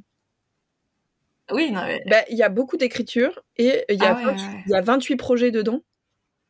Et en fait, faire les projets, faire les protos des projets, faire les croquis des projets, broder les projets, prendre en photo les projets, enfin tout ça, entre le moment où on en a parlé avec l'éditrice la première fois, c'était donc aux Création et Savoir-faire 2021, et mon livre est sorti en février 2023. En fait, ça a été... Alors, j'ai pas bossé moi dessus pendant 14 mois, mais le projet a été sur le feu en tout pendant 14 mois. Et je sais qu'il y a des projets où il y a des livres où il y a moins de projets à faire. Ouais, c'est beaucoup. Parce que 28 projets, c'est quand même beaucoup de projets. Surtout que dedans, il y a 9 projets de point de croix. Le point de croix, qu'est-ce que c'est long. Et oui, il y a des gens, ils mettent 3 à 4 mois à écrire un livre, ce qui est déjà beaucoup de temps. Mais moi, il a été sur le feu, il a été dans mon esprit, il a été... Des fois, j'écrivais pas pendant 3 semaines, sauf que dans ma tête, ça moulinait. Je lisais des trucs, je prenais des notes, j'écoutais des podcasts. Non, mais je pensais vraiment que la partie écriture t'avait pris 14 mois. Et c'est là où ça m'étonnait, parce que, tu vois, moi... c'est le global. Moi, ça a démarré en avril 2022, et il est sorti en mai 2023. Donc, tu vois, c'était pareil, c'était une grosse année, quoi. Voilà. On est sur les mêmes... c'est ça, on est sur les mêmes... temporalité. Oui, après, tout dépend du temps que tu passes, le temps d'écriture. Il y a des gens qui écrivent beaucoup pour en fait n'en garder qu'une partie. Moi, tout ce que j'ai écrit, je l'ai gardé quasi. Hein. Il y a peut-être 4% que j'ai enlevé, quoi. Mais ouais, ça dépend. C'est un peu comme le rapport à l'argent, ça dépend de chacun. C'est très finalement pour tout, ça dépend. Ça dépend pour tout. Ouais. Oui, ça c'est tout à fait. Très personne dépendant. La vie est très personne dépendante. Donc, en tout cas, si c'est votre rêve d'écrire un livre, c'est possible, hein, parce que donc, Élise, t'aurais pas pensé écrire un livre un jour, moi non plus, donc même si ça me faisait envie. Et je sais qu'il existe une plateforme sur Internet dans laquelle on peut poster ses manuscrits et qu'il y a des maisons d'édition de tout type, hein, illustration jeunesse, roman, tout ce qu'on veut, quoi, qui viennent chercher des manuscrits là à publier. Je ne connais pas le nom de la plateforme, mais en tout cas, je sais qu'une plateforme comme ça existe. Google est votre meilleur ami. Enfin, Google ou un autre. Hein. C'est ça. Est-ce qu'on se voit au Salon Création et Savoir-faire? On se voit au Salon Création et Savoir-faire. Je serai avec mes collègues du Politique. Non, si, tout le monde connaît. J'ai fait un épisode avec elle, avec Rebecca et avec Christelle. J'espère. Voilà, donc j'espère que tout le monde connaît le Politique. Rebecca et Christelle seront là également. Donc venez nous voir à Création et Savoir-faire, et avant ça, je serai à donc Creative encore à Nantes. assez chargé, parce que donc Création et Savoir-faire, c'est dans un gros mois, Nantes avant, et après tu tu souffles un peu, tu repars quand après en salon? Après j'arrête pour la fin de l'année. Je verrai au printemps. Mais là, je fais des pauses. Là, mon but, ça va être de m'installer un peu dans ma nouvelle ville de Toulouse, trouver des lieux pour faire des ateliers, faire des marchés de créateurs, ce genre de choses, aller plus à la rencontre des gens dans le local. Donc tu sais que c'est temporaire parce qu'il y a encore un autre déménagement qui est prévu? Non, c'est pas le plan, là. Là, le plan, c'est de se poser. Et on aime Ouais. bien Toulouse, donc comme ça, on est Eh ben content. écoute, super, génial. Quand on s'est vu sur ton stand, parce que donc on s'est beaucoup vu, je suis souvent venue, parce que je Oui. trouvais le temps des fois un peu long. Et toi, tu avais toujours du monde et tout ça. Ah oui, puis alors, attends, faut que je raconte. Ah mais si, je crois que je l'ai déjà dit dans mon épisode de débrief du salon, mais j'ai adoré. Quand tu dis aux gens, n'hésitez pas, les questions aujourd'hui, c'est gratuit. Je trouve que ça super brise la glace. Et en fait, Ouais. il faut trouver un truc pour dire aux gens, vous venez me rencontrer, donc rencontrez-moi. C'est pas Ouais, parce je suis qu'on pas parle que méchante, je je vais vais pas vous vous vendre un mordre et truc. je vais pas vous vendre un Euh, truc. donc soit je dis, n'hésitez pas, les questions c'est gratuit. L'entrée et la sortie sont gratuites sans engagement, sans obligation d'achat. Ça c'est quand je fais un stand ouvert. Ou je vous laisse regarder, si vous avez des questions, n'hésitez pas à venir me trouver. Voilà, j'essaie toujours de dire un truc déjà pour accueillir les gens. Ça me paraît important d'être poli.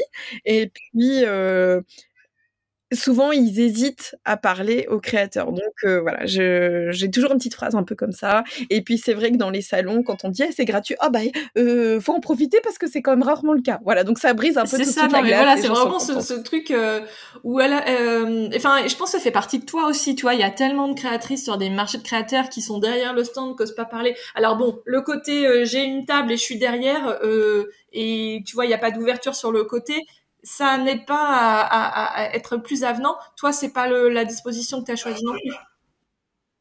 À Paris, je suis obligée de le faire. Parce que à Paris, c'est un salon qui est connu pour avoir beaucoup de vols. Et j'ai pas le choix. Je suis toujours toute seule sur mon stand, je peux pas faire un stand ouvert. Malheureusement, mais sinon j'essaye d'avoir toujours un stand ouvert parce que un peu comme chez Ikea où il y a un parcours un peu dessiné de comment vivre Ouais. La découverte de mon travail. Bon bah Ouais, ouais. j'aime bien Donc faire avec un une stand partie un ouvert. peu expo, enfin en l'occurrence, c'est voilà. Ouais, Ah, là, ouais. oui, là à Rouen, j'avais la chance Mmh. d'avoir un stand tellement grand que j'ai pu mettre en avant beaucoup mon travail avec une partie expo et puis les kits de l'autre côté et puis les livres des éditions La Plage parce qu'en région, je revends les éditions La Plage sur Et les alors, à salons un de moment loisirs donné, créatifs. je me suis dit peut-être que je l'ai un peu engueulé et que c'était peut-être un peu violent. Mais tu m'as expliqué que donc tout ce qui composait tes kits était sourcé au maximum en France ou proche ou tout ça. Et donc je t'ai dit mais je le vois pas là sur ton stand. Il faut que tu le dises, il faut que tu le cries au monde. C'est vrai que au début, j'ai fait des kits quand j'étais aux États-Unis avec les trucs que je trouvais, notamment du fil DMC parce que ils ont une usine aux États-Unis qui était vendue 3 fois moins cher que les échevettes en France. Donc ça, c'est pour les gens qui fournissent chez DMC. Vous pouvez, si un jour vous allez aux États-Unis, faites une razzia, allez chez Joanne ou chez Michaels chercher vos échevettes. Mais voilà, j'ai commencé comme ça et en rentrant en France, j'étais un peu perdue au début. Il a fallu tout que je retraduise en français ce qui ne l'avait pas été. Je sors une 12aine de modèles par an. Donc ça me fait quand même beaucoup de travail et de retraduction derrière, puisque tout est traduit en anglais et maintenant toujours, hein, parce que je continue à vendre à l'international. En rentrant dans le politique à l'occasion du CSF 2021, c'est là où on a créé le politique, il est dit dans notre charte certains points auxquels il faut coller pour continuer à être dans le politique. Non pas que les entreprises qui répondent déjà à ces chartes, enfin à cette charte, c'est pas parce qu'une entreprise n'est pas dans le politique qu'elle ne répond pas déjà à cette charte. C'est juste qu'il y a des entreprises qui en font partie et d'autres non, pour plein de raisons qui leur appartiennent. Et donc faire partie du politique, ça m'a un peu poussée, encouragée, en tout cas accéléré mon questionnement de sourcing. Et du coup, mes aiguilles, c'est des bois faites en France. Parce que c'est pareil, je m'assure de contacter l'entreprise et leur demander d'où vient ce truc. Et vous êtes sûr, hein, parce que les tambours, par exemple, DMC, Boin ou je ne sais quoi, tous les tambours de la Terre sont faits en Asie. On aura beau vous dire, ceci est un kit 100% made in France, les tambours, ce n'est pas vrai. Il n'y a pas d'usine en France qui fait des tambours de broderie. Qu'on se le dise. Alors, au Royaume-Uni, il y a une entreprise qui fait des tambours à broder de 10 cm. Donc certains de mes kits ont ces tambours-là. Et moi, je rachète beaucoup de stock. Par exemple, les fils DMC ne sont pas du tout clean, par exemple, au niveau de la teinture. Clean au niveau écologique. La teinture est très... Oui, pardon. C'est pas du tout... Ouais, la teinture est très polluante chez DMC, mais il est fait en France. Il est abordable économiquement. Et il est... c'est pas déroutant pour les utilisateurs. Moi, ce que je veux, c'est un produit au prix le plus juste possible, avec les matériaux les plus justes possibles, qui restent à la portée du plus de monde possible. Donc forcément, je suis obligée d'un peu rogner. Certains de mes fils viennent... Ouais, c'est ça, faut faire des choix. Moi, mon choix avant tout, c'est d'être le plus accessible, avec le moins de merde dedans. C'est vraiment... la plupart de mes fils, on va dire 80% de mes fils, sont du DMC, mais de seconde main, parce que je rachète des stocks. À d'anciens créateurs de Pointe-Croix, par exemple, qui ont arrêté leur activité pour cause de retraite. Donc, je leur achète... C'est le même fil qu'en échevette, sauf qu'il est en cône. Et donc là, c'est du reconditionné. Ou du recyclé. Il est revalorisé, en tout cas. On va dire revalorisé, voilà, tout à fait. Donc ça, c'est, on va dire, 70% de mes fils, c'est ça. 20% de mes fils sont des échevettes complètes neuves. Donc j'ai 20% de pas terribles. Et 10% de mes fils viennent de chez Maison Septembre, d'Oriane, qui fait aussi de la teinture végétale sur fibre naturelle, qui fait aussi partie du politique. Donc voilà, un peu mon fil sur quoi il va. Ça va aller de mieux en mieux. Ça, c'est clair. Je ne tends qu'à ça, en tout cas. Mais je sais que pour le moment, c'est bien, mais ça pourrait être mieux. Pour mon tissu, avant je prenais de la toile de coton qui était aux États-Unis parce que je vivais aux États-Unis. Il se trouve que cette entreprise-là avait aussi une filiale en Allemagne, donc finalement ça restait proche, quoi. Sauf que l'usine allemande a fermé, donc il a fallu que je trouve un nouveau fournisseur. Et puis c'était pas de la... Puis aux États-Unis c'est tellement grand que du coton américain, il y en a, ça existe, quoi. Donc là-bas ça posait quand même pas trop de questions. Maintenant je travaille sur de la popeline de coton biologique imprimée en France, qui glisse un peu, mais bon, bah tant pis, c'est de la popeline. La popeline, c'est pas... La toile de coton, c'est un peu plus rêche, ça glisse moins, c'est mieux pour broder, mais en tout cas, c'est pas ce avec quoi je travaille pour le moment. J'ai préféré, là, pour le coup, privilégier le écologique imprimé en France. Les packaging sont... Tout ce qui est sur papier, c'est papier recyclé. Ça s'est fait à Angers, parce qu'avant j'habitais à Angers. Et sont enlevables de la boîte, ce qui fait que le packaging il est réutilisable derrière. Voilà, c'est ça, qui peut être utilisé comme boîte cadeau, boîte d'expédition, voilà, ça peut facilement avoir une seconde vie. Je développe beaucoup ma gamme de broderie sur papier, parce que là, pour le coup, on zappe l'étape coton, même biologique, en fait, le coton demande énormément d'eau et de manutention et de tout ça, et le coton français, je ne pense pas que ça existe. Donc le papier, au moins, ça reste beaucoup plus écologique. Et le tambour, ça squeeze la question du tissu et du tambour. Donc moi, de toute façon, et j'aime broder sur papier, c'est ce que j'aime le plus, donc c'est forcément une gamme que je vais de toute façon développer de plus en plus. Mais il est important de questionner les packaging et dire Made in France, ça veut tout et rien dire. Enfin, il y a des trucs parce qu'ils sont designés en France, on va dire qu'ils sont Made in France, ce n'est pas... si un kit est composé à 100% de DMC et qu'on dit qu'il est Made in France, ce n'est pas vrai.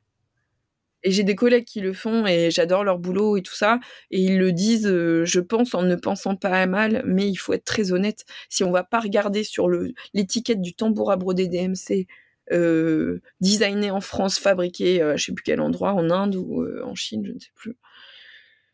Voilà, faut se renseigner, mais la transparence et la valorisation est très importante. Parce que tu vois, c'est pareil, il y avait un exposant qui vendait de la mercerie, tu vois, des sangles, des choses comme ça, etc.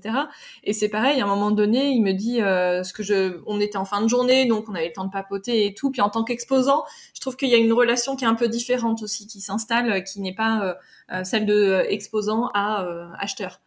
Et il me donc je sais plus exactement de quel produit il me parle, et puis il me dit en plus ça c'est du coton bio et tout. Je dis mais alors je l'ai pas engueulé lui, je le connaissais moins bien. Mais finalement en fait nulle part c'est écrit. T'aurais dû l'engueuler enfin. Non, mais c'est vrai que moi, je le mets pas en avant parce que ça me paraît Ouais, mais tellement non. logique, Non.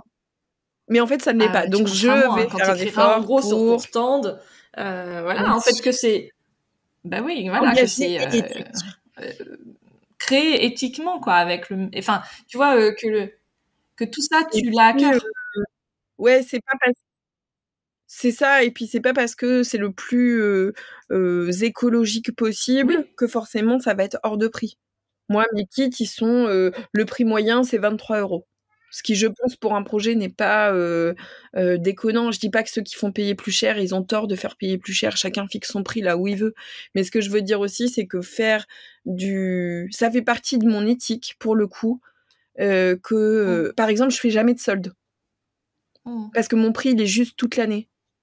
Je fais pas de solde parce que c'est vraiment prendre pour des cons. Bon, faut pas le prendre mal, Non, mais je trouve que c'est un peu ça. On prend les clients pour des cons en leur disant tiens, paye-le ce prix-là parce que c'est nouveau, c'est trop bien, c'est tendance. Et puis dans 6 mois, je te le vendrai moitié prix parce ouais, que c'est ce sera ça. déjà has-been, quoi. Et moi, c'est pas du tout le but de mon Ouais, travail. ouais. Mon Le moins prix, il est juste tout le 60%, temps. alors t'es très Et content, je évidemment, trouve pas. quand on profite, mais en même temps, tu dis, mais attends, c'est-à-dire qu'on nous a pris pour des idiots pendant très longtemps, quoi. Et puis on a été élevés comme ça aussi, de plus pour moins cher, c'est mieux que pas beaucoup pour beaucoup plus cher. Alors qu'en fait, quand on se questionne un peu de d'où vient le t-shirt qu'on porte, combien de temps on va le mettre, par qui il a été fabriqué, dans quelles conditions, et dès qu'on regarde un peu tout ça, mais c'est mort. Enfin, moi, je sais qu'il y a des gens qui arrivent très bien à faire l'autruche pour se protéger et c'est tout à fait leur droit. Enfin, vraiment, je ne juge pas ça du tout. Mm. Moi, personnellement, je n'y arrive pas. Et je peux pas habiller mes enfants avec des vêtements qui ont été faits ou qui ont mis en danger la vie d'autres enfants. Ça, je ne peux pas. Mais chacun fait ce qu'il veut. Je sais que c'est hyper violent des fois pour certaines personnes d'entendre ça. Ouais, parce Mais qu'en en tout fait, cas, ça te c'est la renvoie démarche à qui est tes la mienne. propres choix ou tes propres habitudes.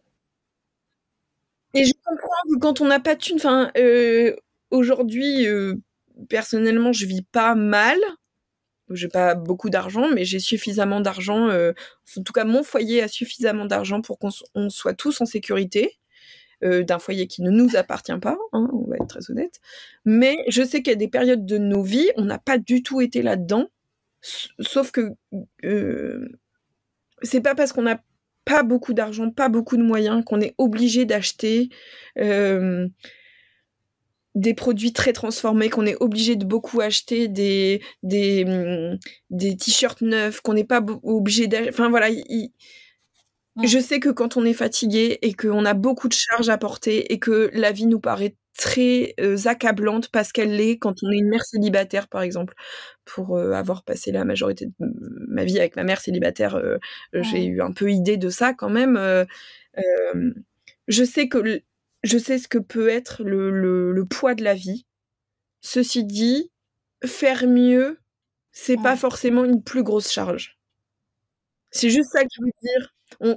C'est un long cheminement et vraiment c'est compliqué et je sais que ça peut demander beaucoup de travail sur soi et que ça peut paraître une montagne, mais en vrai, pour avoir fait ce chemin-là, Oui, mais c'est un ça changement reste d'habitude, je accessible. trouve, qui est pas Si on est évident. ouais, Ouais, c'est tu très vois, par insécurisant de exemple, là, mes changer filles ses avaient habitudes. besoin pour l'hiver d'une nouvelle veste et puis de bottines. Alors, bottines, tu vois, occasion, tout ça. Puis, alors pour les vêtements, moi, enfin, on achète pas mal de choses sur Le Bon Coin où on en revend. Après, je donne pas mal de vêtements des filles. Mais moi, pour les vêtements des filles, c'est vrai que j'achète plutôt du neuf. Donc là, tu vois, j'ai pas encore fait la démarche Ouais, de Vinted et tout. C'est pas du tout mes habitudes. mais c'est facile pour moi de dire ça parce que mes enfants sont petits.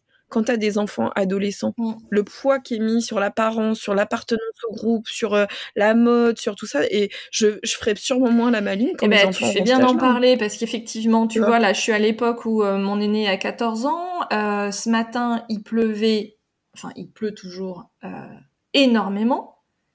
Et elle avait décidé que, en fait, elle allait pas mettre de veste, tu vois. Elle voulait partir en pull. Je lui dis non mais attends, c'est en gros arrête d'être idiote quoi. Enfin, il y a un moment donné, tu vois. Ouais, Ah, mais c'était adolescent. j'en sais Tu rien, vois, je me c'est par souviens là. pas avoir été comme ça, tu vois, sur les fringues. À la maison, elle peut te mettre 2 polaires l'une sur l'autre parce qu'elle a froid. Et pour aller au collège, il faut limite, elle y va en t-shirt, quoi. T'as envie de dire, non, mais attends. Donc, tu vois, l'autre matin, il faisait 10 degrés. Je lui dis, mais 10 degrés, il faut que tu mettes un truc, quoi. Ben non, tu vois, elle y va en pull. Bon, bref. Donc, il y a effectivement ce côté du style et tout ça. Et donc, tu vois, mon premier réflexe, finalement, parce que c'est vraiment dans les habitudes jusqu'à présent, mais qui sont les miennes, hein. Il y a plein de gens qui ont passé le pas, mais moi, je l'ai pas encore passé. C'est d'aller à Gémeaux Ouais, mais il y a plein de gens qui ne et d'aller à même Gémeaux à Kiabi et à la Halle, en fait, pour aller leur acheter une veste, et tu vois, et Mais oui, mais c'est normal aussi. Enfin, moi, je comprends aussi ça. Et on consomme le loisir créatif aussi de cette façon-là. Parce que quand on a eu le Covid, où tout le monde s'est rué, j'ai jamais autant bossé de ma vie, mais ça n'avait aucun sens. Aucun sens. Des fois, je me faisais 1000 balles par jour. Bon, j'étais aux États-Unis à l'époque aussi. L'Américain n'aime pas s'ennuyer, il a besoin d'être très occupé. Mais ça m'arrivait de faire 1000 balles par jour en vendant des boîtes à $22, juste en restant chez moi. Tellement j'en vendais, mais ça n'avait aucun sens. Et on a été dans une espèce de frénésie, là, pendant les confinements, qui nous a poussé à beaucoup consommer du loisir créatif. Ce qui est génial parce qu'on s'est tous mis à tester plein de nouveaux trucs, à recoudre, à rebroder des trucs qu'on avait laissé tomber depuis des décennies, et on y retourne et c'est trop bien. Mais il y a une espèce de frénésie de je fais de la linogravure, ok, j'achète toutes les gouges que je trouve. Et on était dans cette boulimie de loisirs créatifs. Donc c'est très bien, ça a fait vivre plein d'entreprises, ce qui fait que là, récession, tout le monde se casse la gueule maintenant. Bon, ça c'est autre chose. Mais on peut aussi raisonner la façon dont on consomme le loisir créatif. Au lieu d'acheter 5 coupons de tissu acrylique, synthétique et des trucs qui rejettent des microplastiques dans l'eau à chaque lavage, on peut mettre un peu plus d'argent pour aller acheter des fibres naturelles et des cotons biologiques et ce genre de trucs. Et on peut trouver de très belles qualités, certes beaucoup plus cher, mais en prendre moins pour être plus raisonné, mettre un fringue beaucoup plus longtemps. On peut aussi faire ça. Quand les gens ils viennent sur mon stand et qu'ils me disent « Ah, je vais prendre ça, je vais prendre ça, je vais prendre ça », et ça m'arrive, les gens où je vois qu'ils sont vraiment pas sûrs de ce qu'ils vont en faire, je leur dis mais prenez-en un, testez, si vous aimez, vous me retrouverez. Je vais pas mettre la clé sous la porte, vous reviendrez acheter plus tard. Et je trouve que ça fait aussi partie d'une façon sur laquelle on doit se rééduquer dans le loisir créatif comme dans plein d'autres aspects de nos vies, mais je trouve que le loisir créatif canalise beaucoup ça. C'est vrai. On vit beaucoup sur les tendances.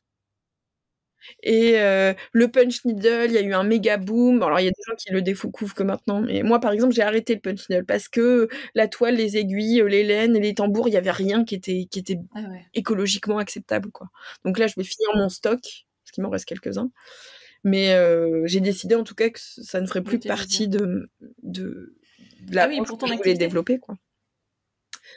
D'accord. Ouais, parce que j'en faisais beaucoup. D'accord. Je faisais de la broderie et du punch needle, des kits, des ateliers et tout ça. Donc je continue les ateliers parce que c'est très fun et que de toute façon j'ai le matériel autant que ça serve. Mais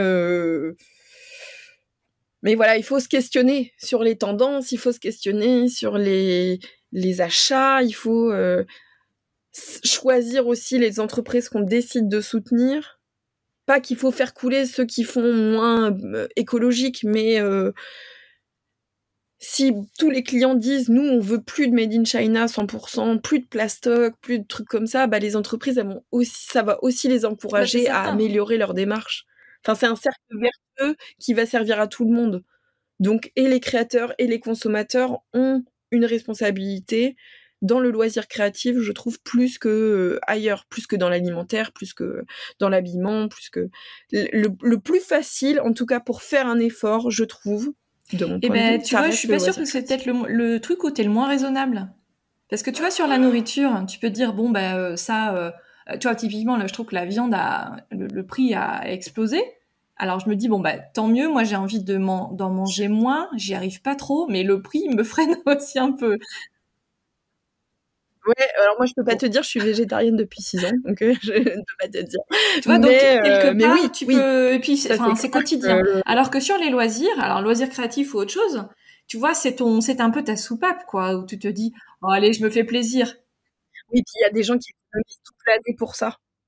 On les voit arriver, hein, les nanas au CSF avec leur grosse valise, avec dedans la plus petite valise, mais qui est quand même le plus grand possible pour tenir dans la grande valise. Elles repartent de là avec les 2 valises pleines, plus un rouleau de molleton sous le bras et un sac à dos plein, mais elles sont refaites, elles tiennent toute l'année, elles en ont pris pour les copines qui pouvaient pas venir. Enfin, on sent qu'il y a une certaine liberté là-dedans et je pense que de toute façon, il vaudra mieux acheter du loisir créatif que des trucs tout faits dont on va se servir 5 minutes, évidemment. Vaut mieux se faire son tissu, son habit en viscose soi-même que de l'acheter tout fait par je sais pas qui, je sais pas où.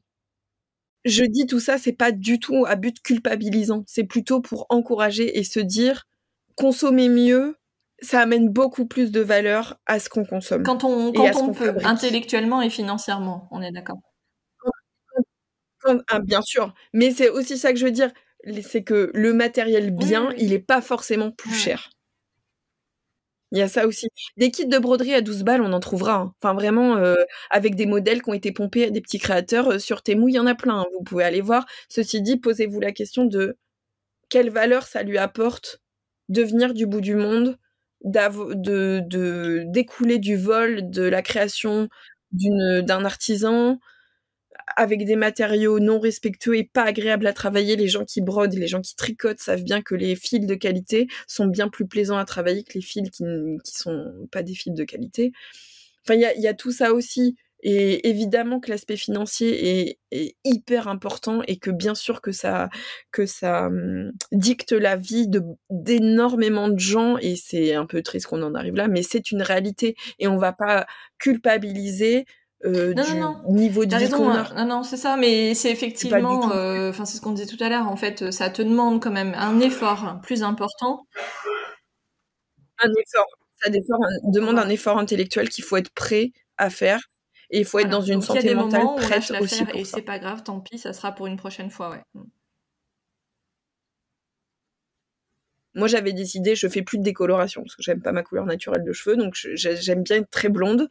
Et j'avais dit non, mais là, ça c'est, moi j'arrête parce que pour moi, j'estime que là, c'est vraiment un luxe qui n'a aucun sens. Encore une fois, ça ne regarde que moi. Hein. C'est une décision que j'avais prise pour moi-même.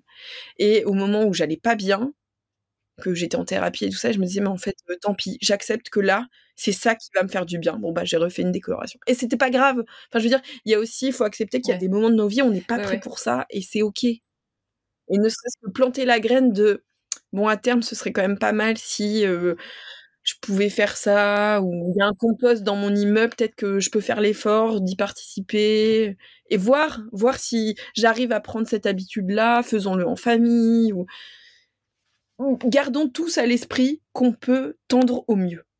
Quand bien même le mieux, ce sera dans des décennies, disons-nous que de toute façon, on n'aura pas été passif. Parce que c'est toujours ça. Il y a plein de gens qui se disent oui, mais regarde, moi je vais faire l'effort de trier, admettons, et puis à côté de ça, voilà, pas mon voisin, et tu retrouves dans les poubelles. Alors nous, les poubelles de tri, c'est les vertes, et donc dans les poubelles vertes, tu retrouves tout et n'importe quoi, et t'as envie de les étrangler en fait, parce que toi tu fais un effort et à côté les gens font pas des efforts, quoi. Mais en même temps, oui, mais c'est des habitudes à prendre. On a tous notre part à jouer. Ouais, et en même temps, tu vas quand même pas jeter n'importe quoi dans n'importe quelle poubelle simplement parce que tu te dis oui, mais si les autres font pas d'efforts, je vais pas faire d'efforts non plus. Bah, enfin, c'est le cercle vicieux, quoi. Donc bon, en tout cas, heureusement qu'il y a des créatrices, des créateurs engagés, notamment avec le politique, pour nous sensibiliser à tout ça, parce que la première étape, ça reste ça, au final. C'est déjà la sensibilisation. C'est le d'être informé, c'est le b.a.-ba. Tout à fait. Donc, au CSF,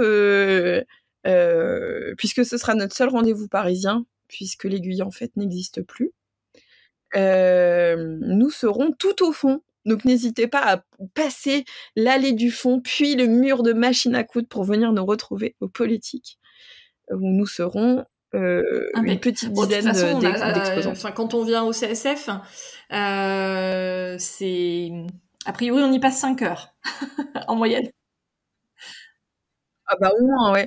Ah oui, puis là qui Ouais. regroupe Aiguille en Fête et Création et Savoir-faire, il va y avoir encore plus Ouais, d'exposants, c'est ça. donc prévoyez une bonne journée quand même, hein. La boisson énergisante, les barres protéinées, là, allez-y parce que moi, j'aimerais Les pas bas être de visiteur contention là-bas. pour les filles. Ouais, les chaussons, franchement, venez en chaussons. Si vous êtes bien en chaussons, mais sinon vous tiendrez jamais la journée, hein. Et puis si vous voyez un exposant qui fait la gueule, dites-vous qu'avant vous, il a peut-être eu des clients vraiment Ouais. pas sympas qui lui ont Donc, vraiment dit des vacheries. alors, qu'est-ce qu'on pourrait dire à un exposant pour briser la glace? Tu sais, comme toi, tu fais avec tes phrases brise-glace d'exposant à visiteur. Bonjour. Bonjour, bonjour. Moi, il y a des gens à qui je dis bonjour, ils me regardent et ils se cassent. Bah, je sais pas, en fait, je disais bonjour, mais bon, c'est vous qui voyez. Non, mais répondre quand l'exposant vous parle, c'est pas ouais, ne pas faire comme si l'exposant n'était pas là. Ça, c'est vrai que c'est pas mal. Moi, j'ai déjà eu des «Ah, mais regarde pas ça, c'est de la merde», de 2 copines qui parlaient entre elles alors que j'étais juste là. J'étais: «Ah bah, bonne journée, mesdames». Restez polis, souriants, voilà, juste vraiment, moi, je dis souvent aux gens qui viennent sur mon stand, je fais souvent des compliments aux gens et ça les surprend beaucoup. Genre: «Qu'est-ce qu'elle me veut?» Et je leur dis: «Mais est-ce que vous trouvez qu'on fait assez de compliments aux inconnus?» Et bah, les gens, ils repartent de là et je me dis: «J'ai semé une petite graine de Et bienveillance tu fais vers, donc un l'inconnu en compliment, bah, eux». j'imagine que tu le penses. Ça, sinon, c'est un peu con. Ouais. Ouais, ouais. Ah oui, alors là, je me force jamais. J'essaie de me rappeler des gens qui viennent à mon stand, s'ils font l'effort de revenir, moi, je peux faire l'effort de me rappeler d'eux. Je suis pas très physionomiste pourtant, mais j'y arrive Ouais. plutôt j'ai toujours un détail que je repère chez une personne. Une banane, une écharpe, des lunettes, des boucles d'oreilles, enfin, je sais pas, un truc où je vais me dire: «Ah tiens, Ouais, c'est ouais. la personne avec, cette boucle Et d'oreille donc, là». c'est un compliment sur un truc qu'il porte ou le physique ou le... Il y a des fois quand je vois des gens ensemble, je dis: «Ah, c'est un couple par exemple Ouais. ou un couple de copines, j'en sais rien, qui sont assortis mais qui ont pas forcément fait exprès». Bah, je vais le remarquer, je vais leur dire que je trouve ça mignon ou les gens qui ont cousu un modèle que Ouais. j'aime bien, je dis: «Ah, c'est tel patron, je l'adore» ou je sais pas, mais c'est un truc qui me vient naturellement et qui, et bah, les gens ils ressortent de mon stand, même s'ils achètent rien, je m'en Mmh. moque, ils ressortent de là, ils ont le sourire, Ouais, ouais. Bah, j'ai voulu et je faire trouve pareil à ça, Créative à plaisant. Rouen. J'ai dit: «Ah, mais ça, c'est pas un tissu de je sais plus qui». «Ah non, pas du tout». OK. Eh bah, bonne journée! Non, mais tu vas apprendre ça. Tu vas apprendre, il y a des trucs, Ouais, ouais, c'est faut y aller ça. avec peu Et ben, cité tu sur sais, 2 le toits. jeudi et le vendredi, donc qui était une Mmh. population quand même un peu plus âgée que celle du samedi dimanche, c'est Ouais. vrai que j'avais tendance un petit peu, parce que c'était le tout début, donc j'étais tout feu tout flamme. Et puis j'ai: «Ah, vous écoutez des podcasts?» «Non». OK. «Non, j'ai pas le temps». Bah, en fait, OK. ouais, OK. Bon, ça c'est quelque chose que tu fais en même temps qu'autre chose potentiellement, donc tu peux avoir le temps, mais bon. Mais moi, c'est comme les gens qui me disent: «Ah non, moi je vais pas apprendre à broder, je sais pas broder». Et moi, je suis obligée de leur dire: «Mais quand vous êtes arrivés en CP, vous saviez lire ou pas? Non. Bon, bah, on apprend en fait les choses. Donc moi, mes kids, ils Ouais. peuvent aussi servir à vous apprendre». «Ah oui, mais non». Ah bah «Bah non, OK, mais de toute en fait, façon, tu peux pas forcer les gens, enfin». «Ah bah, j'ai pas la patience». Alors ouais. ça, il y a bien un truc qui m'énerve, c'est: «Oh non, je saurais pas faire» ou «J'ai pas la patience». Ouais. Bah, je saurais pas faire, bah, apprends. «J'ai pas la patience». Bah, pour un projet que tu aimes, tu l'auras la patience. C'est Oui, juste oui, que là, oui. les projets, ils te plaisent pas. Mais partir de but en blanc en disant: «Je sais pas faire» ou «J'ai pas la patience», je Non, mais trouve que c'est c'est pour pas très faciliter la ouvert. la la fin de la Dire, conversation aussi. Des fois, tu as envie de... Ouais, ouais, tu as envie de «Oui, parler. mais c'est OK». Dire: «Ah bah, c'était très plaisant à regarder, merci pour la découverte». Bon, bah, très bien, ça suffit. Heureusement que tous les gens qui viennent à notre stand, enfin mon Ouais. stand, ne vont pas acheter, j'aurai pas de stock. Donc c'est OK de pas acheter. Enfin, il faut arrêter cette pression du visiteur, de la Ouais. visiteuse qui est Il met un pied obligée sur le stand, d'acheter. c'est Pas du foutu, tout. il On te est voit acheter. c'est ça, on est tous d'abord là pour Ouais. passer un bon moment, Bon, en fait. écoute, ouais. Donc passons un bon moment. Venez aux créations et savoir-faire, passons un bon moment, échangez avec les exposants, vraiment donner de la joie et des sourires et ce sera parfait. Et un peu de thunes, des fois, c'est bien aussi. Eh ben, nickel. Merci beaucoup, Élise. Rendez-vous, donc, Avec plaisir. création et savoir-faire, fin novembre. Je me souviens jamais des dates. Ouais, Active à Nantes, ce sera le week-end du 8 Je ne novembre. sais Je pas sais non pas si le plus. Je podcast n'ai pas sera mon planning en diffusé avant. tête. Voilà, et le week-end du 11 novembre, si vous savez rien faire, que vous êtes dans le coin de Nantes et que le podcast est bien de sortir, venez me voir à Créative à Nantes. Super, merci beaucoup Élise, et à bientôt.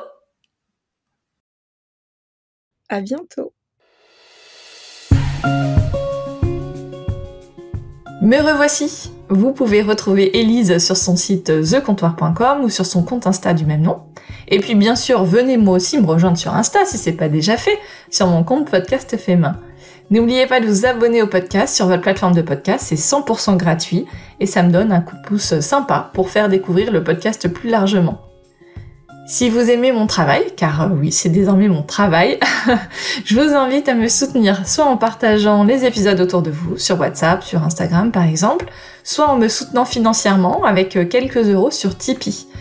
Rendez-vous sur podcastfaitmain.fr pour les détails et passez à l'action. Évidemment, si vous faites les deux, partage et Tipeee, c'est super cool. Merci beaucoup. Donc désormais, on a rendez-vous toutes les semaines pour un nouvel épisode et ça me demande un engagement encore plus important. Alors j'espère que vous serez au rendez-vous à la fois sur les partages et sur Tipeee.